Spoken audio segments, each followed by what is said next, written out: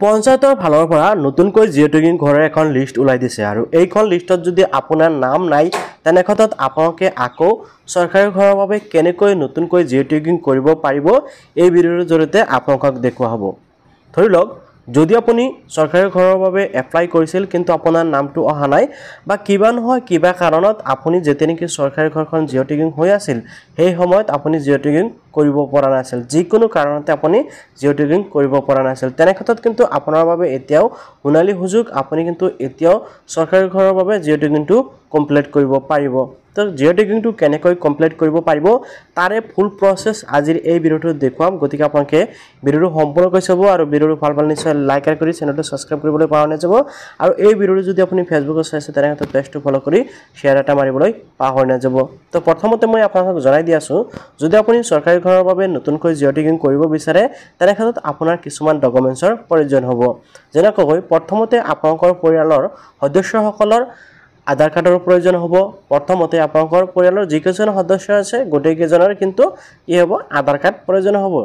দ্বিতীয়তে আপোনালোকৰ জব কাৰ্ডখন থাকিব লাগিব। যদি আপোনালোকৰ জব কাৰ্ডটো ডাউনলোডিং কৰিব পৰা নাই বা আপোনাৰ জব কাৰ্ড নাই তেনে ক্ষেত্ৰত জব কাৰ্ড কেনেকৈ এপ্লাই কৰিব পাৰি বা ডাউনলোডিং কৰিব পাৰি সেই বিষয়ে জানিব বিচাৰিলে নিশ্চয় কমেণ্টত জনাব। ইয়াৰ লগতে আপোনালোকৰ প্ৰয়োজন হ'ব বেংকৰ সৈতে আধাৰ কাৰ্ড লিংক হৈ থকা বেংক একাউণ্ট। অ'কে, আপোনালোকৰ পৰিয়ালৰ যিকোনো এজনৰ প্ৰয়োজন হ'ব। তো এতিয়া আপোনালোকৰ এইকেইটা ডকুমেণ্টছ লৈ কিন্তু আপোনালোকে অতি সহজতে এপ্লিকেশ্যন প্ৰচেছটো কমপ্লিট কৰিব পাৰিব।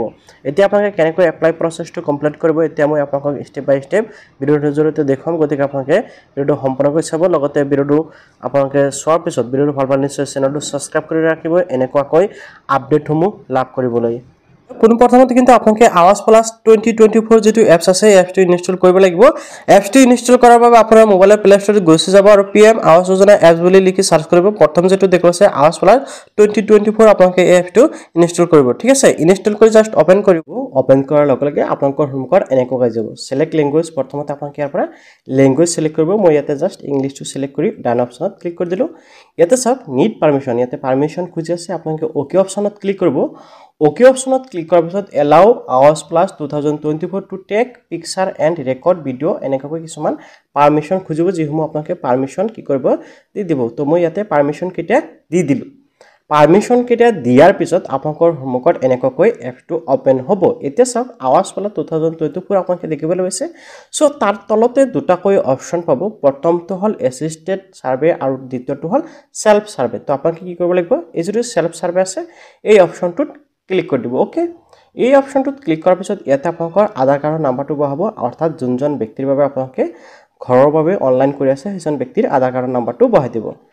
আধাৰ কাৰ্ডৰ নাম্বাৰটো বহাই দিয়াৰ পিছত অথেণ্টিকেশ্যন যিটো অপশ্যন আছে এই অপশ্যনটোত ক্লিক কৰিব এণ্ড লোডিং হ'ব আপোনালোকৰ সন্মুখত আৰু এনেকুৱাকৈ ইনিষ্টেলেশ্যন শ্ব' কৰিব। এতিয়া চাওক আপোনালোকৰ যিটো ফেচ এই ফেচটো কিন্তু ইয়াৰ পৰা ডিটেক্ট কৰিব। এতিয়া ফেচটো ডিটেক্ট কৰাৰ বাবে আপোনালোকে ভালকৈ পোহৰ থকা ঠাইত যাব আৰু এনেকুৱাকৈ আপোনালোকে কি কৰিব, মোবাইলটো ল'ব। যেতিয়া নেকি আপোনালোকৰ এনেকুৱাকৈ গ্ৰীণ কালাৰ আহি যাব, গ্ৰীণ কালাৰ অহাৰ লগে লগে আপোনালোকৰ চকুটো দুবাৰ এবাৰ জাপ খুৱাই দিব।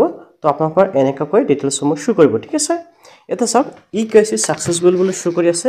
ইয়াতে আপোনাৰ নাম শ্ব' কৰিব ফটো সহকাৰে এণ্ড ফাদাৰ নেম, ইয়াতে আধাৰ কাৰ্ডৰ শেষৰ 4 সংখ্যা, ডেট অফ বাৰ্থ আপোনাৰ এই ডিটেইলছখিনি শ্ব' কৰিব, অৰ্থাৎ আপোনাৰ যোনজন ব্যক্তিৰ বাবে এপ্লিকেশ্যন কৰি আছে সেইজন ব্যক্তিৰ ডিটেইলছসমূহ ইয়াতে আপোনালোকৰ শ্ব' কৰিব। এতিয়া জাষ্ট আপুনি অ'কে অপশ্যনত ক্লিক কৰিব। অ'কে অপশ্যনত ক্লিক কৰাৰ পিছত ইয়াতে চাওক create password and confirm password এটা কৰিবলৈ দিছে। এইটো কৰিলে কি হ'ব, আপোনালোকে বাৰে বাৰে আধাৰ ফেচটো যিটো নেকি আপোনালোকে কৰিলে সেয়াৰ প্ৰয়োজন নহ'ব। তো ইয়াতে আপোনালোকে ক্ৰিয়েট পাছৱৰ্ডত পাছৱৰ্ড এটা বহাব, আকৌ পাছৱৰ্ডটো কনফাৰ্ম কৰি দিব।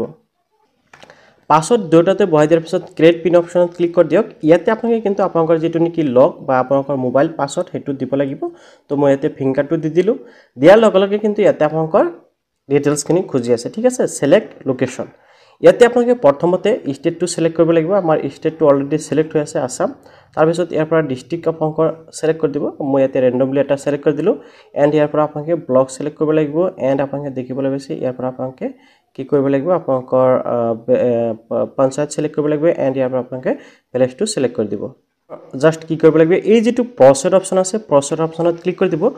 প্ৰচেড অপশ্যনত ক্লিক কৰাৰ লগে লগে চাওক ইয়াতে এটা প্ৰব্লেম আপোনালোকে দেখিবলৈ পাব, সেয়া হ'ল যে ইয়াতে চাওক ইনফৰমেশ্যন এটা শ্ব' কৰি আছে, survey not allow in Euro state district. তো ইয়াতে কিন্তু আমাৰ ষ্টেটটো অৰ্থাৎ অসমত এতিয়ালৈকে এলাউ কৰা নাই এই যিটো ছাৰ্ভে বা চৰকাৰী ঘৰৰ বাবে এপ্লিকেশ্যনৰ, অৰ্থাৎ আমাৰ অসমটো এতিয়ালৈকে এলাউ কৰা নাই ইয়াৰ লগতে ভাৰতবৰ্ষৰ কেইবাটাও ৰাজ্যত মানে অনলাইন প্ৰক্ৰিয়া চলি আছে আৰু কেইবাটাও ৰাজ্যত অনলাইন প্ৰক্ৰিয়া চলি থকা নাই তো আপোনালোকৰ সন্মুখত এনেকুৱাকৈ আহিব পাৰে যেন তথাপিও মই আপোনালোকক ফুল প্ৰচেছটো দেখুৱাই আছোঁ যে আপোনালোকে ষ্টেপ বাই ষ্টেপ কেনেকৈ এই যেটো এপ্লাই প্ৰচেছ এই প্ৰচেছটো কমপ্লিট কৰিব পাৰিব ওকে অপশ্যনত ক্লিক কৰাৰ লগে লগে এনেকুৱাকৈ আপোনালোকৰ সন্মুখত আৱাজ প্লাছ এনেকুৱাকৈ আহি যাব প্ৰথমতে ইয়াতে কিন্তু কেইবাটাও অপশ্যন আপোনালোকে দেখিবলৈ পাব প্ৰথমটো হলো এড এণ্ড ইডিট সাৰ্ভে দ্বিতীয়টো হল upload and save survey data এনেকুৱাকৈ চাৰিটাকৈ অপশ্যন শো কৰিব তো প্ৰথমতে আপোনালোকে কি কৰিব লাগিব এড ইডিট সাৰ্ভে অপশ্যনটোত ক্লিক কৰি দিব ক্লিক কৰাৰ লগে লগে আপোনালোকৰ সন্মুখত ইন্ডিভিজুৱেল পাৰ্টিকুলাৰ কোৱেশ্চন বা ইন্ডিভিজুৱেল পাৰ্সনৰ ডিটেইলছসমূহ দিবলৈ দিব অৰ্থাৎ যোনজন ব্যক্তিৰ বাবে আপোনালোকে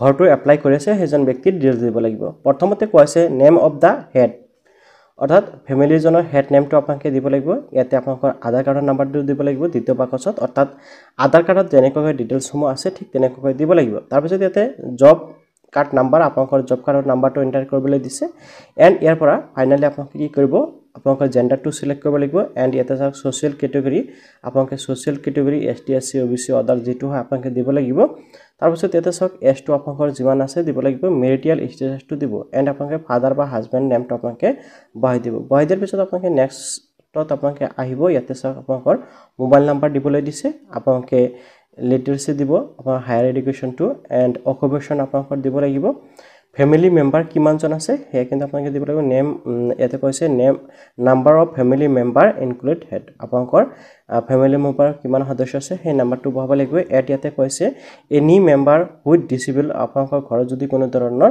শাৰীৰিকভাৱে বা বিশেষভাৱে সক্ষম ব্যক্তি আছে হেতু আপোনালোকে ইয়াতে ইউজ কৰিব দিছো অন্যথা আপোনালোকে নকৰিব এণ্ড তাৰ পিছত ইয়াতে কৈছে any member with critical lens critical থাকিলে হেতু দিব এণ্ড আপোনালোকে দেখিবলৈ হৈছে ফ্যামিলি ইনকাম এনুৱেল ইনকাম যেটো আছে আপোনালোকে হেতু দিব লাগিব আৰু এনুৱেল ইনকাম কিন্তু ম্যাক্সিমাম 2 লাখ হ'ব পাৰিব তাতকৈ বেছি হ'ব নোৱাৰিব তাৰ পিছত আপোনালোকে সেভ এণ্ড নেক্সট অপশ্যনত ক্লিক কৰি দিব সেভ এণ্ড নেক্সট অপশ্যনত ক্লিক কৰাৰ পিছত আপোনালোকৰ ফ্যামিলি মেম্বাৰসমূহ ইয়াতে এড কৰিবলৈ দিছে ঠিক আছে এজন এজনকৈ আপোনালোকে এড কৰিব প্ৰথমতে ৰিলেচন দিব এজ দিব মেৰিটাল ষ্টেটাস দিব মোবাইল নাম্বাৰ এণ্ড ইয়াতে লিটাৰেসি অকুপেশন আপোনালোকে দিয়াৰ পিছত জাস্ট আপোনালোকে এড কৰি ল'ব ঠিক আছে এনেকৈ আপোনালোকে গোটেই কেইজন এড কৰিব এড কৰাৰ পিছত আপোনালোকৰ যি কেইজন সদস্য আছে ধৰি লওক 3 4 জন 5 জন আপোনালোকৰ পৰিয়ালত ইয়াৰ পৰা আপোনালোকে ফ্যামিলি হেডজনৰ তাতে টিক লগাই দি আপোনালোকে এড অপশ্যনত ক্লিক কৰিব এণ্ড আপোনালোকে ইয়াৰ পৰা বেংকৰ ডিটেইলছ আপোনালোকে দেখিবলৈ পাইছে দিব ইয়াতে ক'বলগীয়া একো নাই আপোনালোকে জানে বেংকৰ একাউণ্ট নাম্বাৰ বেংকৰ ব্ৰাঞ্চৰ নেম আৰু আপোনালোকে আইএফএসচি টো বহাই আপোনালোকে নেক্সট পেজলৈ যাব তাৰ পিছত ইয়াতে আপোনালোকৰ হাউছৰ ডিটেইলছ বৰ্তমান কেনেকৈ হৈ আছে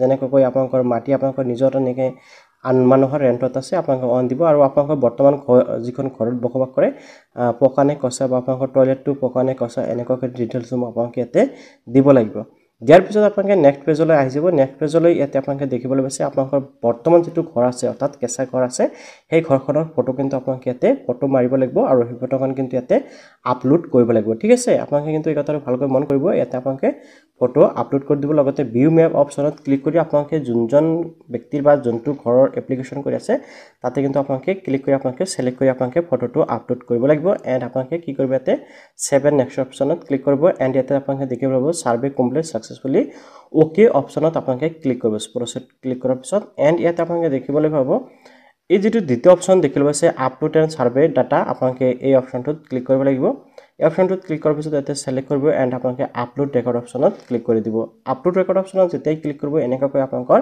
request has been submit successfully হৈ যাব এতিয়া কিন্তু আপোনালোকৰ এপ্লিকেশন প্ৰচেছটো কমপ্লিট হৈ গ'ল